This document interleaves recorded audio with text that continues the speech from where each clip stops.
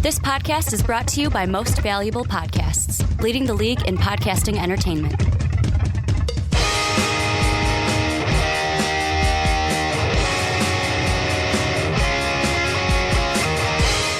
What's up? Real MVPs, Ricky Whitmer here, and I am joined with JD. JD, how you doing? I'm doing great, my guy. It's a little weird right now because you guys hear the music that you probably have not heard in quite a while. It's a little weird right now, JD, because hearing this music, I know you and I can't hear it right now, but in my head it's always there because I heard it for so long. The onside kick is back. We are back with the onside kick right now, and it's weird because I'm not with Mark Weber. This is the first time, JD, that I will be doing a onside kick without dub them ease on the other side.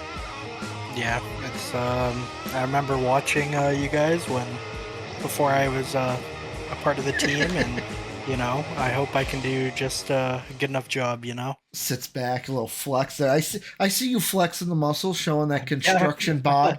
I'm definitely not showing that construction bod off. But yes, we are back. JD, actually, before we get into everything, I have to thank you for this. Because it was you that came up to me and said, hey, how would you like to do the onside kick? And I never thought about bringing it back. I'll be completely honest. Because I was like, you know what? It wouldn't be the same without Mark. Love doing it with Mark. Had so many great memories with Mark. I'm going to miss you. You got to throw a dub them ease in there sometime. Not right now. We don't want to force it. But after you said that, I'm like, you know what? Let's do it. And we're here today. We're back doing what we used to do during the offseason. And these are our NFL previews. If you're new to how we do things here, we go through a division podcast. So how we have it ranked out is Monday, Wednesday, Friday for the next couple of weeks. We will have a divisional preview for you, ending with our Super Bowl, our divisional predictions like standings, and then our Super Bowl predictions and playoff predictions on top of that. Can't wait to get on this journey. Quick housekeeping. Discord's down below. If you're not in that, join it. Greatest community in the universe. If you want to support us, patreon.com is where you can go for that. Also in the description with our other links like BETUS, all of our socials, as well as mine and JD's. Hit that comment button or hit that like button, that subscribe button, and leave a comment. Let us know what you guys think. Are you excited for the onside kick to be back? Who's excited for football? We're sitting here. We're recording this on July 24th. So this is even before the Hall of Fame game has been played. But JD, we're starting our previews off with the AFC East. It's a very interesting division in my mind. You have two teams that are at the top. You've got one team that has questions of what could have been last year. And then you have possibly one of the best franchises that I have known in my lifetime, well, since the 2000s, at the bottom of everything. And we're going to start off with that franchise that I talked about, the New England Patriots. This is a team that is going to be very interesting to see them. They have lost all the people they lost this offseason. Jalen Mills, gone. Miles Bryant, Ezekiel Elliott, Mike Gesicki, he's on your team, the Bengals now. Yep. They lost Pharaoh Brown, Trenton Brown as well. Trenton Brown is on your team as well. They lost Mac Wilson. Those are all the guys that they lost, bringing in new faces. Antonio Gibson from the Commanders. Jacoby Brissett is back in house. KJ Osborne from my Minnesota Vikings is now a Patriot. You got Chukwuna Okafor or Okorafor from the Steelers. Austin Hooper replacing Gesicki. You got Arnon Watts from the Steelers. Nick Leverett from the Buccaneers. Jaden Hawkins. Joey Schley, the kicker. Mitchell Wilcox from your Bengals. JD, we're going to start off with this team that was in last place this year. What is your expectation for the Patriots? And this is a team I didn't even mention, drafted Drake May. So they got a young quarterback. What do you think the Patriots are going to be like this year? What should fans expect? Well, I'm glad you mentioned Drake May at the end there, because that segues into my big outlook for the Patriots. Mm-hmm. It's get Drake May comfortable. You've added a little bit of help for him with KJ Osborne. again, you have Kendrick Bourne, who I know he's injured right now, Mhm. or yeah, he's injured right now. But again, he's a quality receiver. Um, with you still have Hunter Henry, Austin Hooper as your two tight ends there, and it's just getting him comfortable with the league. You don't really need to rush him, because you have Jacoby Brissett, Mhm. but don't be afraid to play him. I'm not saying you have to start him against in the first game of the season, Mhm. but throw him in kind of like it's what a lot of college teams do with their freshman quarterbacks. Mhm. If there's a big moment in the game, or not necessarily a big moment, but let's say you're under 2 minutes and it's a 14-point game. Don't be Mhm. afraid to throw him in there. Get him his bumps and let him make the mistakes now. Because yeah, he has some big shoes to fill. Mac Jones, the former quarterback, he was kind of again. I'm not a big Mac Did Jones he guy. Never play? was. Did he play? Yeah, he played right out the jump, and Mhm. it failed. But again, I think they're two very different prospects with Drake May and Mac Jones. Mhm. But don't make the same mistakes twice. This Drake May has potential to be a great quarterback. Mhm. You just need to help him and let this season be about him. Mhm. And then going into next year, I know we're talking about this year, but then that's when you can kind of have more of a solidified look. But Mhm. as a Patriots fan, I would just be excited for Drake May and I mean hope that he adapts to the league pretty well. Well, and look, the quarterback position is going to be the big one. Like that's what everyone's going to look at, right? Because you have Jacoby Brissett, who has played not just with this organization, but he's played in the league. Like, let's see, Jacoby Brissett. I'm trying to think off the top of my head when he was drafted. Our lads is saying that he's been in the league since what 2016 is when he was drafted. So it's like he's been in the league a while. He's the starter right now. I'm looking at yahoo.com. They have an article from Sean Leahy that says the headline is Jacoby Brissett enters training camp as Patriots starting quarterback, but Drake May absolutely has the shot at the job. The exact quote from new head coach Gerard Mayo with this team, ex-Patriot himself. He came in and said recently, and I quote, coming out of the spring, I don't think there's any doubt Jacoby is the starting quarterback at this point in time. We can look at these other quarterbacks on the roster at the same time. It's about competition. So when you get out on the field this summer with the pads on, we'll see how it all plays out. Coming out of the spring, I think it's clear that Jacoby is the most pro-ready quarterback we have. He's played a lot of football, end quote. And I almost look at this, and if I'm a Patriot fan, I don't want Drake May playing the entire season. That's just Mhm. me. Number one is I don't think you're like, without giving predictions away or spoilers away, I think we can very easily say the Patriots are not going to win the division this year. No. It's a three dog race in this division with now a healthy Aaron Rodgers with the Jets, we'll get to in a second. It's a 3-dog race. The Patriots, you don't need I'm gonna backtrack that. You want to compete. Go with the most pro-ready quarterback right now. Do what the Packers did with Aaron Rodgers. Do what the Chiefs did with Patrick Mahomes. Let him observe. Let him see how, because I agree with you. If you're getting blown out 35-7 and it's trash time, throw him out there for a drive. Mhm. Let him get some bumps then.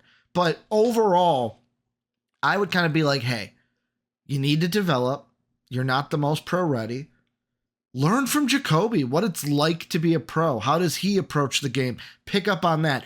Obviously, there's a competitive aspect to it. Jacoby does not want to be sitting on the bench. Drake May doesn't want to be sitting on the bench. But I look at these quarterbacks, Aaron Rodgers, Patrick Mahomes, to name two of them.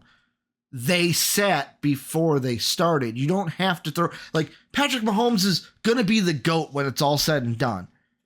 And he even sat his rookie year. The first game he started was what, week 17?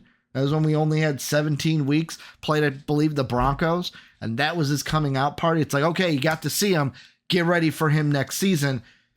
The Patriots have to do the same thing in my mind. Would you be mad if, as a Patriot fan, as if Drake May sat the whole year? No, I don't think I would, because something that I didn't mention but I wanted to as well is Go ahead. their offensive line also is pretty bad. Mm-hmm. And again, take it from somebody who watched their great quarterback get injured as a rookie because of a terrible offensive line. Uh-huh.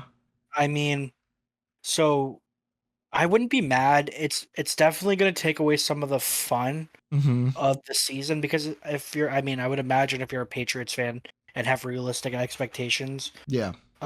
you know that this is going to be a more difficult season. Mm-hmm. And again, you don't really have a bunch of like young fun players per se. Mm-hmm. So I wouldn't be mad. I would definitely be a little frustrated, I guess, because then it's just like, okay, well, this might be a waste of a season. Mm-hmm. But yeah, I don't know if I would be mad. Just again, as long as they do everything the smart way, like if Drake May is balling out, and even in like the snaps he gets when he comes in off the bench, okay, then yeah, I might be a little frustrated, because then there's no reason to set him if he's absolutely balling out. Mm-hmm. But if he's just like any other average rookie quarterback, then no, because then you know that next year it's his team. Yeah. So Yeah. And like the one thing I will mention before we segue over into the Jets, Jets, before we go over to New York, I do want to mention the Patriots do have, and I'm looking for this, I'm going to cite myself here, Sharp Football Analytics. Second hardest schedule in football this year, the Patriots. They play their own division. Like, let's be honest, most of the strength comes from their own division. They have I don't want to say powerhouses, but they have 3 reliably good teams this year, if all healthy. Then they play the Bengals, the Seahawks. They play the Niners, who are just in the Super Bowl. They play the Houston Texans, who are going to be better with CJ Stroud in year 2. They play the Jacksonville Jaguars, who are going to be a good team.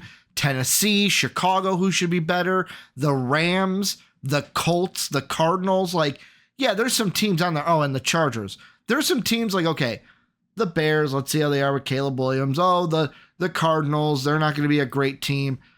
But every other team, it's like they do have one of the toughest schedules. And I can see why the second toughest schedule. Why would you just want to throw Drake May into that if he's not ready? exactly.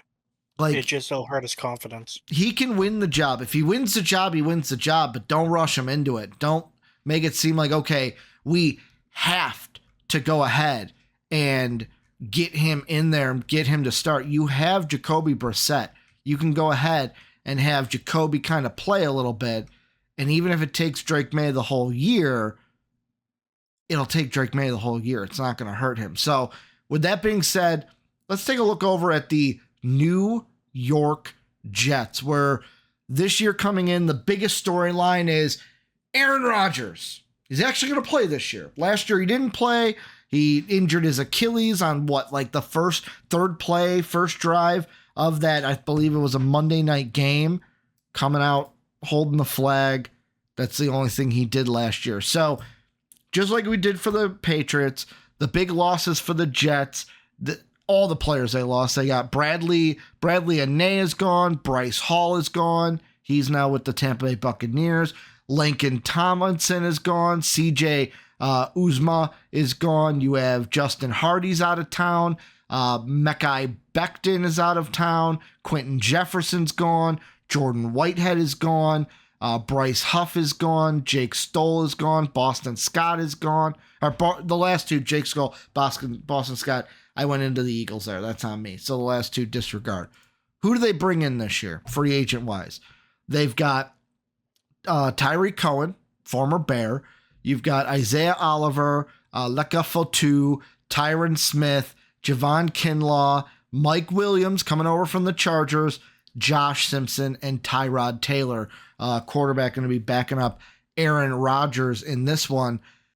Hi, everybody. Just want to take a quick moment out of today's podcast to tell you about our sponsor for today, BETUS, a sports book that has it all, whether it's basketball, hockey, football, soccer, whatever you like to bet on, BETUS has you covered. And they are offering our viewers and listeners today a 125% sign-up bonus just for using our link down below in the description. So go ahead, use that link down below and get your 125% sign-up bonus, BETUS. And now, let's get back to the podcast. JD, I'm just going to straight ask you. The free agents coming in, Olu Fashanu should help out with that offensive line. They've got like Braylon Allen coming in to help out the running backs, kind of fill out that depth chart as well. But the big question is, number one, I know it was a freak injury. Will Aaron Rodgers play this entire season? And if he does, could this team have Super Bowl aspirations on the mind? I love the sigh. Like I don't. It's again. That's such a tough question because I think Rodgers will be healthy, but I don't think he's going to be as good as he once was. Again, I could see them being a playoff team because I think they're a well-rounded team. Sure, they have maybe a little bit more questions on offense, like especially at wide receiver. I mean, obviously Mike Williams is good, but he's always injured. Yeah. Alan Lazard is fine. Xavier Gibson is okay, and then at tight end, yeah, they have Tyler Conklin who's good, and but yeah, it's gonna be, can they run the football? That's really what's gonna help them, is if they can run the football. Like obviously Brace Hall's good, and that offensive line honestly isn't bad. Tyron Smith as your starter, pretty solid if he can be healthy. Is Olu Fashanu then going to have to play right tackle then? Because right now in the depth chart they have Tyron Smith as the left tackle. On this team.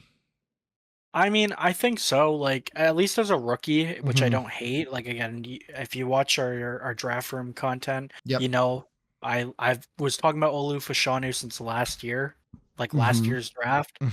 I think he's really good, and yeah, I would start him over Morgan Moses at right tackle. If I'm being honest, because I think Olu Fashanu is a day one starter, and if he does start, then your offensive line is a lot better. Elijah Vera Tucker was somebody I was high on, and I believe he was drafted now 2 or 3 years ago. But I was high on him, and he hasn't quite lived up to it. But I think he's a fine guard, and they did what they needed to do to keep Aaron Rodgers upright, which again is also important. But they also addressed the need to be able to run the ball by upgrading that offensive line. And then the defense, they haven't lost anybody. I know. Well, I will say this. I'm going to cut you off for 2 seconds. Yeah. You mentioned the defense. The biggest news going on with their defense right now heading into camp, will this be a big issue, will it not, is pass rusher Hassan Riddick has yet to show up to training camp. And the news that I'm seeing here from NBC Sports is that apparently the Jets offered him a contract before trading for him, and he declined. Yeah. So now he's holding out. Yeah, I saw that. And ultimately, again, we see this time and time again with the NFL. I think he will be there for like the start of the season. So I'm just going on that. Like, will he sign a long-term deal? I don't know, but I think for 2024, he's going to be playing. So that's kind of what I'm rolling with. And again, but their defense is good. Like I said, Javon Kinlaw, great addition to the defensive tackle room. And again, you have Jermaine Johnson, who is in year 2 now. Again, he's ready to take a leap. Quinnen Williams, one of the best defensive tackles in the league. Hassan Reddick, who he was kind of a late bloomer, but he's a good player now. Like their defense, again, Sauce Gardner, one of my favorite players in the league. So I think their defense is what will win them most games.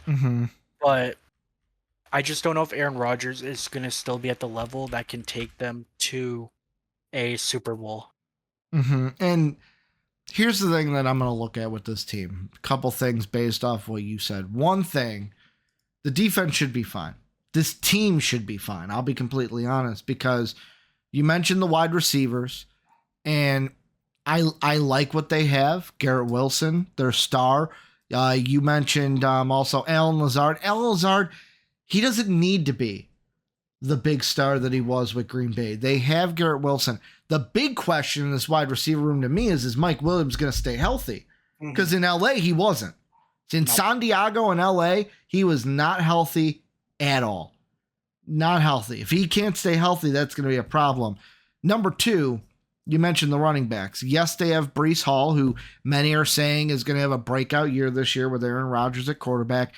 I also like Braylon Allen, who they brought in, drafted out of Wisconsin. That kid is a tough runner, can pound it up the middle, can bounce it to the outside, but he can be that change of pace back compared to Breece Hall. And then there's a third point. And this is what I think is the most interesting thing. And this is not based off anything you said. The Jets have the fourth easiest schedule coming into this year. You give me the team that they have, the defense they have, the weapons they have, the quarterback. As long as Aaron Rodgers is healthy, this team will be in the playoffs. And that's all you need. And I'm not saying that, they're going to go win the Super Bowl, because the playoffs are a different animal. But this team, with their schedule, I'm looking at it right now, besides their division, who's going to be tough, they play San Francisco right off the rip. Okay, that's going to be a little bit difficult. But then Tennessee, how will they look? They're probably bottom of the barrel in the NFC South.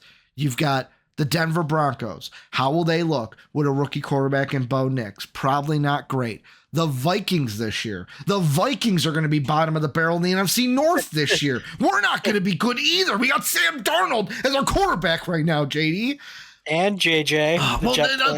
Okay. JJ ain't going to be starting week 5. He'll probably be starting after that. But you got Pittsburgh. How's Russell Wilson going to look? Is it going to be Justin Fields? Questions. Yeah. Then it's like, okay, Houston, that's a tough team. But Arizona, that's not a tough team. Colts, okay, that's a tough team. Seattle, that could be a tough team. Jacksonville, that could. And then LA, they have enough winnable games here to me to where it's like, this is a team that should be a playoff team come the end of the season. If Aaron Rodgers is healthy all the way through. Because you mentioned Aaron Rodgers. Yeah, he might not be as good as he once was. But as Toby Keith would say, what, R.I.P., I ain't as good as I once was, but I'm good once as I ever was, JD. That's Aaron Rodgers. What a line. One of my favorite Toby Keith songs, too. But that's the thing. This team should be a good team as long as Aaron Rodgers is healthy. Yeah. No, exactly. If he remains healthy, like I don't see a world where he turns into like Big Ben in his last year, where like that was horrible. Mm-hmm. But yeah, if Aaron Rodgers can come back, be healthy, and at least be average, there's no reason why they shouldn't be a playoff team, especially with that schedule. And again, that defense is elite. Yeah, they have depth that can, so that will help them if like once they encounter injuries. They have a good amount of veteran leadership that will also help. And yeah, I mean, I agree though. There's no reason why they shouldn't be a playoff team this year, because if not this year, then when? Yeah. You're not going to get many more years out of Aaron Rodgers after this one, especially the injury he's had. The last question about the Jets I'm going to ask you kind of goes into the like Hassan Riddick thing that we talked about, but also the Aaron Rodgers thing, because like both these players got fined for skipping mandatory training camp. The one question I will ask, he's not brand new to this team as the head coach, but I've always had questions about Robert Saleh. Does he have it to control these egos? I'm just going to right to the point. Does he have it to control these egos and players? That because this team isn't like it's not like a Kansas City where everyone's in line and Andy Reid's got them in line. See, that's the thing, man. I don't know. Like, I'm on your side. I haven't been a big Robert Saleh guy either. Like, in his interviews, he just kind of seems like a D-bag. And no, just truthfully, and not Yeah. like, and not like, I'm all for hard coaching, Mm-hmm. but just I don't know if the players respect him Mm-hmm. because they haven't proven it with like even last year, and I know that the season didn't I guess end up how they expected it Yeah. to, but players like were going at each other. The media had issues with the coach, Mm-hmm. so I don't know. Like, but again, if he cannot coach this team to the playoffs this year, Mm-hmm. there's zero reason to bring him back. Yeah. Zero, especially with this defense and him supposed to be a defensive minded coach. So I'm trying to think off the top of my head, how many years has he been with he's been there since I think 2021. yeah, So this would be his 4th year with the team. Yeah, 4th season with the team, 4-13, and then a pair of 7-10 teams. yeah. So Well, like, sure, it's an improvement, but and I know everyone, myself included, I'm sure you, but I haven't heard you say it. Give him an excuse last year. You went 7-10 without Aaron Rodgers. I was talking to a coworker this week where it's like I was so confident on the Jets last year I saw their line of like over 9.5 wins, or it was like 8.5, maybe even 7.5. And I was like, oh yeah, no, it was 9.5. Cause I went, oh, this team's going to win 10 games easily. And they still won 7 without Aaron Rodgers. Aaron Rodgers could have easily won them 3 more games. oh, for sure. So it's like, this is the year where it's like, if you can't get it done, maybe you don't get fired right after this year, but it's like, yo, Chief, we got to put you under the magnifying glass, because Exactly. if Aaron Rodgers is healthy and you don't succeed, that's going to be a little bit of a problem, especially Aaron Rodgers, because it's one of those things where, let me look up his contract really quick. Is this a contract year for A-Rod? So okay, next year's his contract year. So maybe you're right. Maybe if they don't get it done this year, does Aaron Rodgers turn into the cancer that people think he is, and it's like, hey, I can't win with this guy. You got to give me someone I can win with. I only got 1 year left with you. Yep. Potentially. I think he's going to have 1 year left with him, then come over to the Vikings because JJ's not going to pan out. So he's got to complete the Brett Favre circle of life. He's already going to the Jets. After that doesn't work, he's got to come over to us, go to an NFC Championship game, which I would love. I would absolutely love.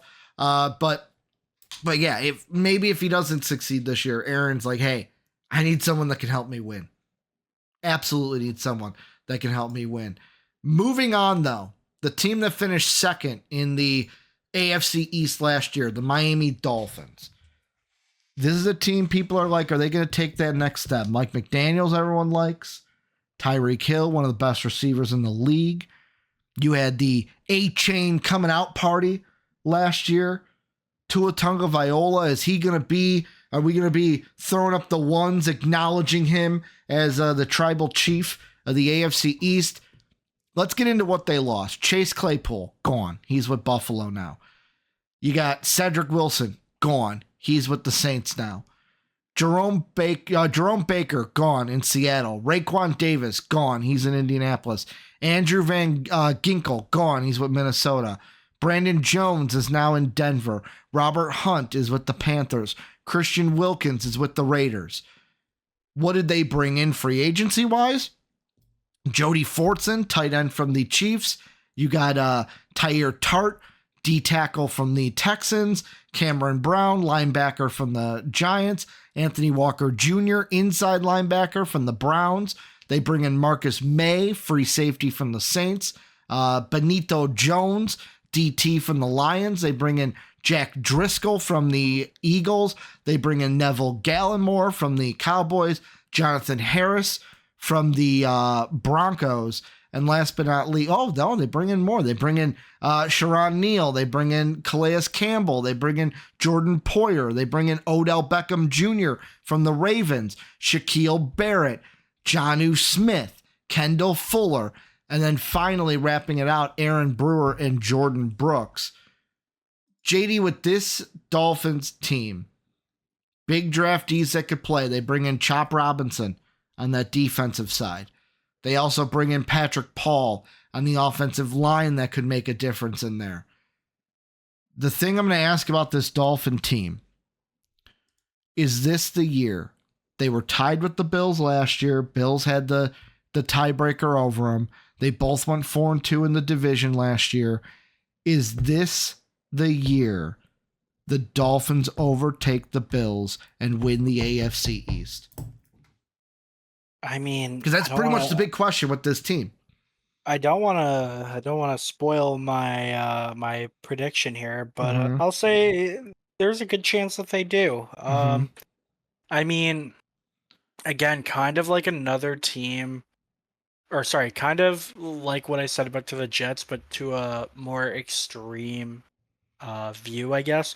This has to be the year that the Dolphins make a deep playoff run and probably win the division. Again, you have Tua, who's finally coming into his own. Yep.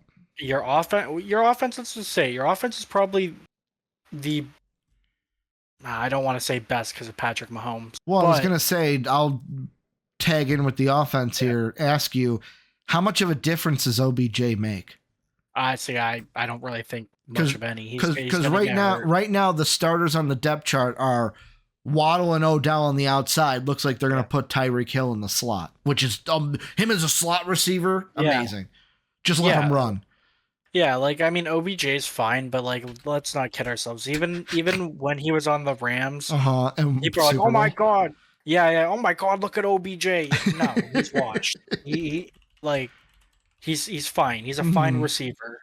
But yeah, you have Tyreek Hill and Jalen Waddle. That's unreal. And then you upgraded the offensive line. You still have Terran Armstead. You got Isaiah Wynn. And then, I mean, you have Austin Jackson, who I honestly think Patrick Paul could replace. I know that Patrick Paul's projected to be the backup left tackle, but I mean, if you wanted to, you can move him there. And then again, on defense, you got Calais Campbell, who apparently just doesn't age because this guy continues to ball out. Jalen Phillips, again, if he can stay healthy, great. Bradley Chubb, hopefully he actually, now that he's starting the season with the Dolphins, hopefully he kind of, continues what he did at Denver. Yeah. And then I love the Jordan Poyer signing because their secondary has been pretty rough, to say the least. And then, yeah, so I think this might be their best chance. Hopefully Devon Achane is able to be healthy this year and continue what he was doing like before he got hurt. But yeah, I mean, they're a very good team. It's just I feel like last year they kind of bought into their own hype a little too much, which kind of costed them at moments. Yeah. And I think if they would have stayed focused and just kind of be humble a little bit, they might have won the division last year. So, but yeah, I mean, they're a very good team, and they're going to be scary in the AFC. So, to me, there's two things I think about with this team. Number one, and I actually like this first point, is Tua showed up to camp, although he's entering the last year of his deal and he's in contract talks right now. Will they get a deal done before the year? We'll see. Should they? Like, you're kind of playing with fire here with what I'm going to say, but it's a thought I had. If you're the Dolphins organization, are you basically sitting there going, hey, let's not give him a contract. Let's not get this deal done before the year. Light that fire under him. Light that fire, have him have an amazing contract year. The only con to that is if he plays really well, in the re-signing period, you're not giving him enough. And he's like, no, I played this year. Look at how I played. I deserve more. There's a chance you lose him if you can't come to an agreement after the year. So, like, to me, it's like, I look at it and go, If you're a Dolphin fan, you want a deal done. You want Tua under contract. But JD, if you're in that organization, are you playing with fire to like, hey, let's give the contract year to get a little boost underneath them, kind of motivate them? Or are you like, hey, let's just get a deal done now before the year so I don't have to worry about potentially losing you? If I was a GM or an owner, I would rather get the deal done now, especially with the quarterback market, because if you wait until next year, that with market's those only going to go up. with those highest paid Yeah, contracts. yeah, and like I'm sorry, Dolphins fans, but Tua should not be the highest paid quarterback, Yeah. but there's a chance he will be because it doesn't really matter. The team wants to obviously obtain him um going forward, but yeah, I mean, I would hope that a deal would get done before the season. And I think that's what the Dolphin ownership and front office would want as well. The other thing I think of, and maybe this kind of segues us into the Bills a little bit. JD, I'm going to ask you a question. Yeah. Well, two questions, really. The first one is, out of all 32 teams in the NFL, one being the easiest, 32 being the hardest, where do you think the Dolphins' schedule is ranked? Bigger the number, harder the schedule, lower the number, easier the schedule? I will say 17. Subtract about what? 9 off of that. Subtract 9? They have the 8th easiest schedule this year. Oh. They have a top 10. Like, first of all, I'm looking at this and I go, how? How did they get a top 10 schedule? They were 11 wins last year. How did they get a top 10 schedule? And I look at it, I gotta check myself here. Yeah, they made the playoffs. So they were a playoff team. They apparently have a top 10 schedule.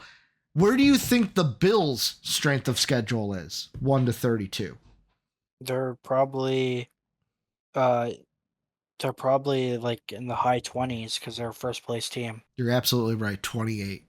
Yeah, because they're a first place team. That's because like I'm not really surprised by that based on the other second place teams around the league. That's just kind of how it worked out. And then plus with like the other the divisional like rotation or whatever you want to call it. Yep. So I'm not super surprised, but yeah, I mean it works in their favor, right? The thing I'm gonna say though too, and this is a thing for both the Bills and the Dolphins. Both of them were very good at home last year. They both had records of 7-2 at home. On the road, different story entirely. They were both 4-4 on the road. And with the Dolphins, I look at their schedule, I look at their home games.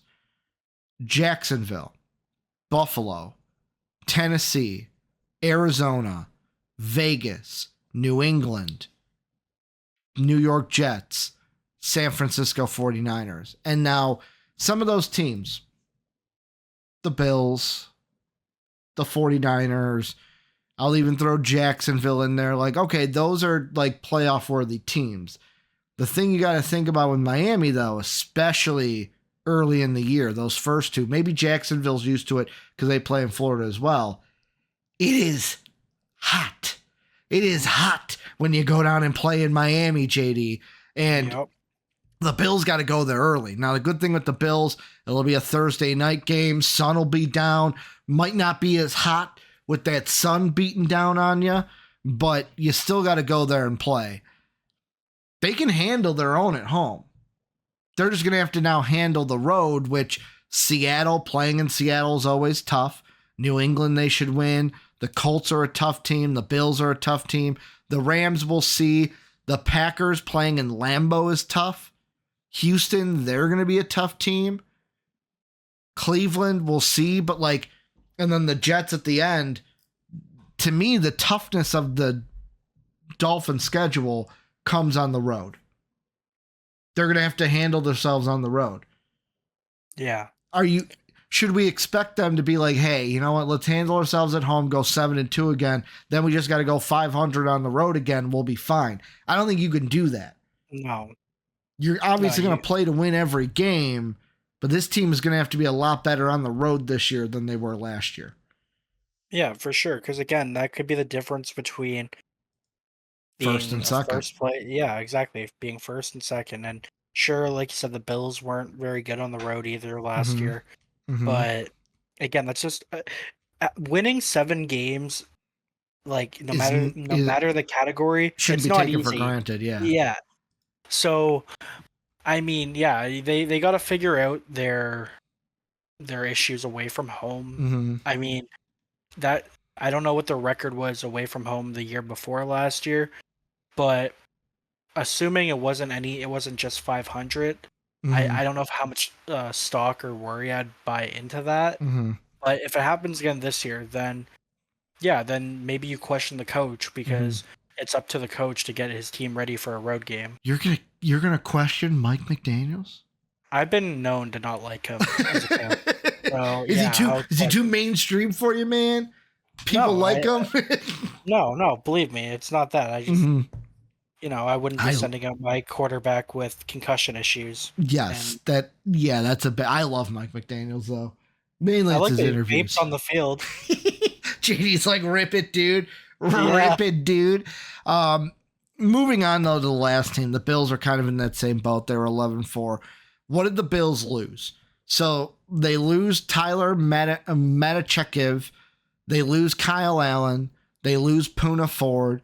They lose Trent Sherfield, Siren Neal, Naheem Hines, Jordan Poyer, Tre'Davious White is gone, Tyrell Dotson's gone, Tim Settle's gone, Dane Jackson gone, Mitch Morse gone, AJ Epenesa's back, pardon me.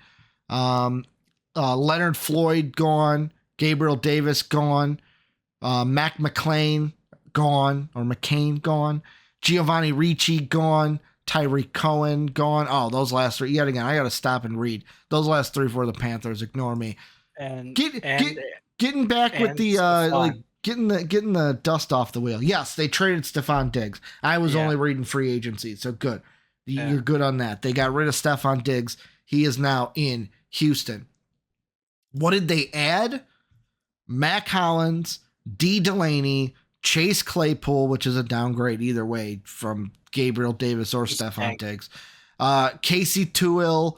You've got Deshaun Williams, Tyson Johnson, Will Clapp, Nicholas Morrow, Lyle Collins from the Cowboys, Drop Machine, even though he caught the pass in the touchdown to win them the game, MVS from the Chiefs, Dwayne Smoot, Mike Edwards, Austin Johnson, Mitchell Trubisky is back. You've got Curtis Samuel from the Commanders. This is a team that lost a lot. I don't know what I like. Like, I like Curtis Samuel. MVS, MVS is a guy, Chase Claypool, I don't think is going to be a needle mover at all for them. This might be a rough year for the Bills, I will say. This might be a rough year. Their 2 biggest draftees, too. They've got, Cedric Van Prongranger. He is right now listed as the backup center. You have Dwayne Carter, who's listed as a backup defensive tackle. The only 2 rookies that are slated to start right now are Cole Bishop in the safety department, and then my favorite rookie wide receiver, JD. I love this man so much. In Keon Coleman. Did you see the video about him with the contract? Yeah. I was just... Yes. I feel like he's got such a personality that people can't hate him for it. No, let me let you in on a little secret. Yeah. He's got that FSU degree. That's your Florida Gators coming out, man. I love Keon Coleman, when he was FSU stinky. The best was the guy from the team who was just like, "What do you mean? How do you sign it?" Yeah. What do you mean? Like the guy thought he was screwing with him. Yeah, but he wasn't. No. I love Keon Coleman. I think he's got a charm to him. He's very funny. I see his autograph a lot at work, but this is a team that I will say this could be a growing season on them. Yes, they got Josh Allen. As long as you have Josh Allen, you're in the game. Dalton Kincaid is going to be a big target. The big thing is those wide receivers, though. You had Shakur coming out party, but now he's going to have more of an increased role. Curtis Samuel coming over from the Commanders. Will it be a change of scenery? You've also got Keon Coleman, rookie wide receiver, and it's like, okay, will any of the two in Samuels, Keon Coleman, Mac Hollins, Chase Claypool, MVS, will any of those two, or is it just like hey, let's just get as many wide receivers as we can, and are they doing the money ball, the money ball strategy of like, hey, we got to replace 2 guys, we got to replace this outcome, let's get 5 guys to equal the amount of production that Stephon Diggs and Gabriel Davis brought us. I think that's what they are trying to do, because if not, I don't know what their plan is there. Yeah, their wide receivers are pretty rough. Yeah. I think Keon Coleman will have a very good rookie season though. Is he Curtis gonna turn into their number 1 target by the end of the year? I think him or Dalton Kincaid. Okay, out of the wide receivers, like the number 1 receiver is what I'm talking about. Because Kincaid will be the top target because of chemistry. Yeah. I would say so. Okay. I mean, Curtis Samuel has a chance. I mean, Mm-hmm. if you're playing Chase Claypool a lot, well, then you're not super bright. But yeah, I mean, like they made a bunch of fine, like they added a bunch of fine receivers minus Chase Claypool. Mm-hmm. Mac Hollins is pretty good. He could start on some teams. So having him as a backup, not terrible. MVS, he's a good. I mean, I know he has drop issues, but a solid red zone target. He caught it when it counts. He's not. He's better than what's his face? Tooney. Is that who I'm thinking of from the Chiefs? Yes. Kadarius Toney. Yeah, at least he's not as bad as him last year. Yeah, he got into a fight today. Did he? Yeah, because George Karlaftis decked him in their like practice or whatever, their training camp, and then Mr. Swift came up to defend Tony, and yeah, it was a big thing. But yeah, I mean, back to the Bills. Yeah, I mean, their wide receivers. Honestly, I don't have as many questions about them because I do believe Josh Allen is good enough to get the most out of them. My big concern for them is the secondary. Yeah. Their secondary is horrendous. Like, I mean, Rasul Douglas is fine. Nicholas Morrow is a guy. JD, he's a guy that's like literally all he is. Yeah, he's a warm body out there. Yeah, and I mean their safeties like Taylor Rapp is good in the run game, and then Cole Bishop. I mean he's a rookie. He's going to be a rookie safety, so it's again it's going to be hit or miss. I think teams are going to have a field day throwing against this team. They just got to hope that their pass rush can help minimize that. Well, it's going to be rough too because quarterbacks they are playing this year, so. Kyler Murray will be interesting because he's got a new weapon in Marvin Harrison Jr., who's generational talent. Tua Tagovailoa and those wide receivers in Miami. Trevor Lawrence, Lamar Jackson, C.J. Stroud, Aaron Rodgers. Oh, week 7 is when we get our first easy quarterback, by the way. Will Levis. Yeah. I love Will Levis, but he's nowhere near the first 6 that I just mentioned. Well, first 5. Kyler Murray, kind of on a downcline. Then going to, I'm trying to think. Geno Smith is still in Seattle, right? I'm not blanking on that. Yeah, he is. Geno Smith in Seattle, then back to Tua, then AR if he's healthy. Then, week 11, Patrick Mahomes. You ever heard of him?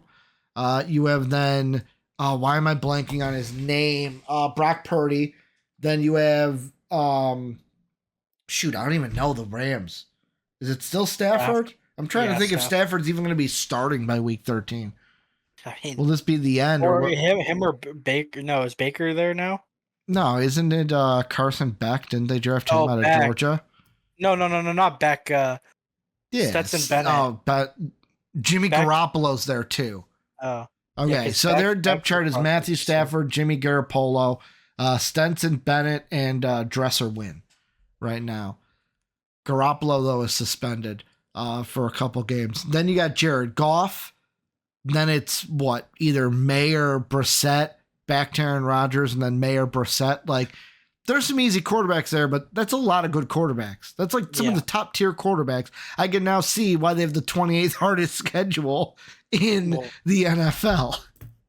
Yeah, and I get why they did what they did. Like, because so many people are like, oh, why are the Bills trying to suck getting rid of like Poyer and like trading away like Diggs? And it's because again they kind of had to. They went all in to win a Super Bowl, and it didn't work. So their owner didn't want to pay the money that it was costing them to run back this same team. So sure, Bills fans are probably frustrated by this. And outsiders looking in are scratching their heads, but like I understand, and they just got to retool, especially in that, like I said, in that secondary. So I'm gonna say this, and this is relevant because there was news about it today. So I got two quotes for you. One comes from an anonymous NFL exec. I don't know if you've seen this, JD. Here's the quote: "One of the more overrated players in the NFL, immense talent, but he makes a lot of mistakes. He's underdeveloped at winning at the line of scrimmage, tends to lock onto targets, more of a thrower than precision passer, forces throws into traffic." Josh Allen. Yeah. Now, GM of the Bills came out today, Brandon Beane, and he said, "I don't know where to start. It's frustrating. You try to ignore this stuff, but Josh is going into year 7, and there are still the naysayers." Whoa, that's a bit much. I don't get it. If I was going to use rated, I would say underrated before I say overrated. And I know I'm biased. He's our guy. Love him every single day. I love that he put that at the end, JD, because that's exactly what this is to me. That is exactly what this is. This is your guy. Of course you like him. To me, JD, is Josh Allen overrated? No. Well, okay. I'll say this. I'm going to backtrack. Yes, he's overrated, but he's overrated because I was talking to a coworker this week, and me and him agree in this sense. Many people want to put Josh Allen as it's like, oh, Patrick Mahomes, Josh Allen. Yeah. Well, guess what? You know who should be that second quarterback, especially in the AFC? I'm scared. Say his name, JD. Say his name. You know it's true. Joe Burrow? Joe Burrow. When Joe Burrow is healthy, he's the second best quarterback behind Patrick Mahomes. Also, I'm sorry, but you can't call a guy underrated when every time he goes against Patrick Mahomes, he loses. And Joe Burrow. But like, that would be like if Peyton Manning and Tom Brady. It was a great rivalry. You want to know why? Because they each won. Won. Josh Allen can't beat Patrick Mahomes. No, And you know who can? Joey B. Yeah, and that's what I'm saying. You can't. I know football's a team game, but when this one player keeps losing in the biggest moments, yes, then he's overrated. Yes, I'm not saying he's a bum. He's still obviously top 5. Yes, but that exact is correct. This guy. I would wish he's the starter of my team because he's better than my starting quarterback. No, for sure. And yes, he makes mistakes because he forces throws that he shouldn't be forcing. And when he plays in the snow, which he should be used to by now, it's like he forgets how to play football. Yeah. Well, brother, you played in Wyoming and you play for Buffalo, so get used to it, bud. Yeah. But no, again, he's still a good quarterback, top 5, unquestionably. But yes, he needs to clean up his game. Start doing what the defense is giving to you. Don't force your throws because clearly, especially now, you do not have the talent at wide receiver for them to bail you out. So you're going to throw like 30 interceptions this year. If if you don't change your game.